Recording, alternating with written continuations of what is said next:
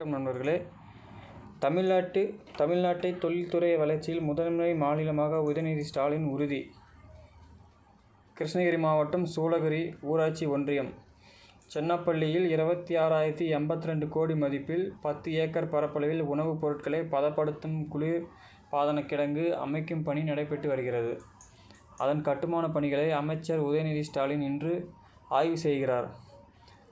குளிர்பாதன கிடங்கின் கட்டுமான பணிகளை துரிதப்படுத்தி விரைந்து செயல்பாட்டுக்கு கொண்டு வர வலியுறுத்தியுள்ளார். அவருடன் உணவு மற்றும் உணவுப் பொருள் வழங்கல் துறை அமைச்சர் சங்கரபாணி, நாடாளுமன்ற உறுப்பினர் செல்வகுமார், மாவட்ட ஆட்சியர் உள்ளிட்டோர் உடன் இருந்தனர்.